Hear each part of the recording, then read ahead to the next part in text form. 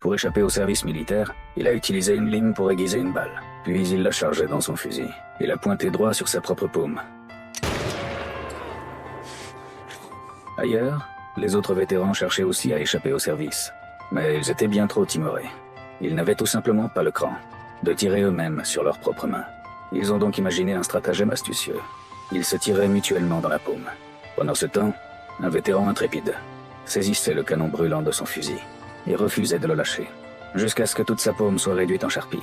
En voyant ces vétérans recourir à de telles extrémités, une nouvelle recrue décida d'en faire secrètement autant. Sur le champ de bataille, il allumait furtivement une cigarette, la glissait entre ses doigts et levait lentement la main au-dessus de sa tête. Guidé par la faible lueur vacillante de la cigarette, sa paume fut atteinte par une balle ennemie. Un cri soudain s'ensuivit, attirant instantanément l'attention de plusieurs soldats.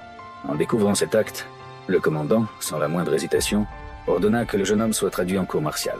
L'unique objectif de ces hommes était d'échapper au champ de bataille, car l'armée française avait une règle spécifique. Tout soldat blessé au combat avait le droit d'être évacué vers l'arrière et dispensé de tout nouveau service.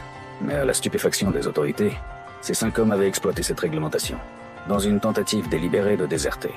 En conséquence, lors de leur cour martiale, ils furent inévitablement condamnés pour désertion.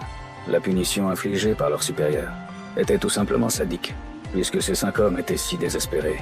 Pour éviter le champ de bataille, ils seraient désormais renvoyés au front, et s'ils osaient se replier sur leur propre ligne, ils seraient exécutés sur le champ.